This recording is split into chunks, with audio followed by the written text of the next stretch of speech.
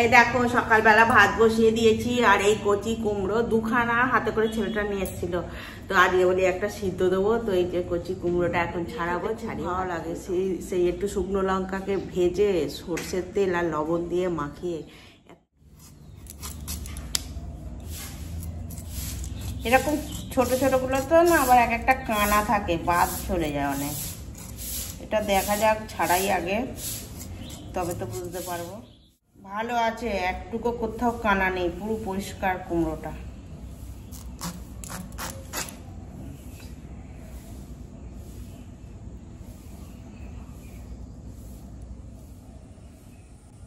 কুমড়োটা সিদ্ধ দিতে এসেছি তো রান্নাঘরে, দেখি ভাত হয়ে গেছে, এই জন্য এই কড়াতেই বসিয়ে দিয়েছি। কুমড়োটা এখন সিদ্ধ করে নেবো। তো দেখো এখন কুমড়োটা সিদ্ধ হয়ে গেছে, আর এই দেখো খুন্তি লাগাচ্ছি, এই দেখো পুরো সিদ্ধ হয়ে গেছে। আর পুরো এই কড়ার মধ্যেই একদম আস্তে করে দিয়ে একবার সিদ্ধ করেছি, যাতে না একটুকু জলটা ফেলা যায়, কারণ কি এটার মধ্যে ভিটামিন আছে অনেক। এখানে আছে সরষে আর কাঁচা লঙ্কা, একটু বেটে নেবো। পাবদা মাছ রান্না হবে, পাবদা মাছের মশলা 3টে কাঁচা লঙ্কা নিয়েছি আর সরষে, সাদা সরষে।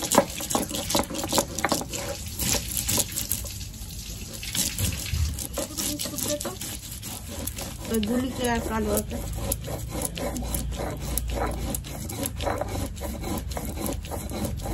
তো দেখো এখন সরষে আর কাঁচা লঙ্কা, এই শুকনো লঙ্কাটা ভেজে নিচ্ছি। এটা ঠান্ডা তেলে দিয়েছিলাম যাতে করে একদম খুব সুন্দর মচমচে হয়। এই যে লঙ্কার উপরে লবণ দিয়ে দিলাম, আর এখানে কাঁচা সরিষার তেল দিয়ে দিয়েছি, দিয়ে এখন কুমড়ো মাখা করে নেবো। এটা তো শুকনো লঙ্কা। এখন কুমড়ো সেদ্ধটা মেখে নিচ্ছি। এই দেখো লঙ্কাটা কতটা মচমচে আছে। সরিষার তেল, কাঁচা সরিষার তেল, লবণ আর শুকনো লঙ্কা দিয়ে এখন কুমড়ো সিদ্ধ মাখিয়ে নিচ্ছি।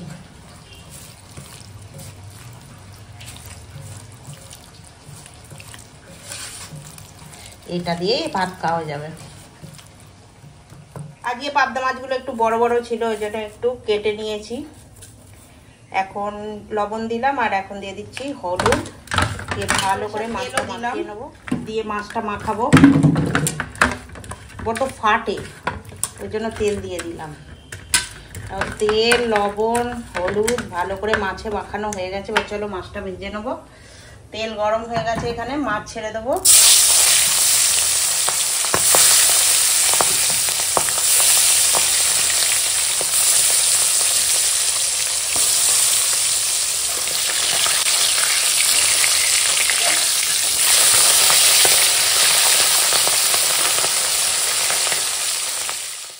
এখন ভাজা হয়ে গেছে, আর আমি বেশি খড় করে ভাজবো না, হালকাই ভাজবো। এবার বেশি ভাজলে ভালো লাগে না, হালকাই ভালো লাগে ভাজা। ওই মাছ ভাজার তেলেই এখন কাঁচা লঙ্কা আর কালো দিয়ে ফোড়নটা দিয়ে দিলাম। ফোড়নটা ভাজার খুব সুন্দর গন্ধ উঠেছে, এখন দিয়ে দিলাম।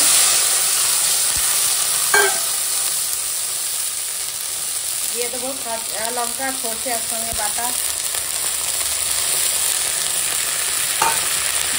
দেবো হলুদের গুঁড়ো, দেবো শুকনো লঙ্কার গুঁড়ো, দেবো স্বাদ মতো লবণ।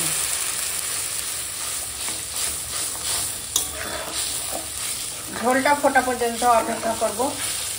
কালারটা তো খুব সুন্দর হয়েছে, হেভি হয়েছে কালারটা। দেখো ঝোলে জাল উঠে গেছে, আর এখন দিয়ে দেবো এই ভেজে রাখা পাবদা মাছ।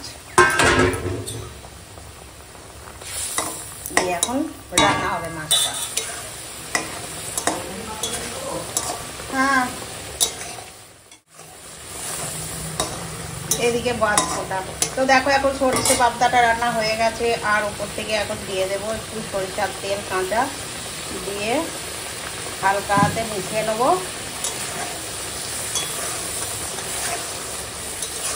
আর ঝোলটা এরকমই রাখবো, এটা দিয়েই ভাতটা খেতে খুব ভালো লাগবে। তো চলো এখন সরষে পাবদাটা রান্না হয়ে গেছে, দিয়ে এখন নামিয়ে দেবো। দেখো এখানে মুসুর ডাল সেদ্ধ করেছি, আর এটা এখন ডাল চচ্চড়ি বানাবো। তো তার জন্য কড়াই তেল দিয়ে দিয়েছি, তেল গরম হয়ে গেছে, দিলাম তেজপাতা, দেবো শুকনো লঙ্কা, 5 ফোড়ন,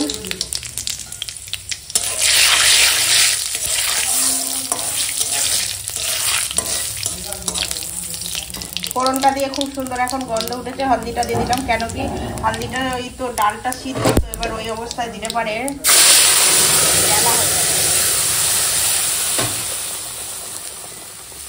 এখন দিয়ে দিচ্ছি স্বাদ মতো লবণ।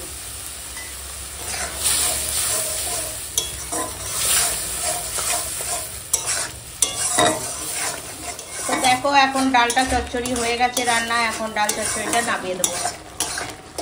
এত বাষ্প হচ্ছে, হয়ে গেছে ডাল চচ্চড়ি। দেখো এখানে আছে সর্ষে পাবদার ঝাল, আর এখানে এটা মসুর ডাল চচ্চড়ি, এটা কুমড়ো সিদ্ধ শুকনো লঙ্কা দিয়ে মাখা, শুকনো লঙ্কা, লবণ আর কাঁচা সরিষার তেল। এখন ভাত বেড়ে নেবো। সবার খাওয়া হয়ে গেছে, আমি এখন খেতে বসছি। তো চলো খেয়ে নিই, বহুত জোর খিদা লেগেছে এখন। তো দেখো এখন খেতে বসে গেছি, আর এই যে সর্ষে পাবদা নিয়েছি। আগে সর্ষে পাবদাটা দিয়েই খাবো, এটা দিয়ে খেতে হেভি লাগবে।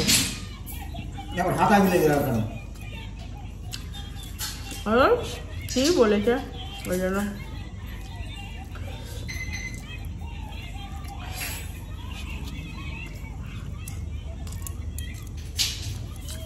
এটা কুমড়ো সেদ্ধ, এখন এই কচি কুমড়োগুলো উঠছে, হেভি ভালো লাগে খেতে। আর এই শুকনো লঙ্কা ভাজাটা দিয়ে মাখা, হেভি খেতে। আর এটা হচ্ছে মসুর ডাল চচ্চড়ি।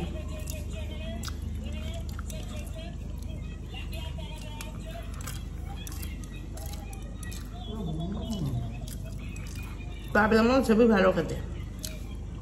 একটা কাঁটার মাছ তো খুব মিষ্টি।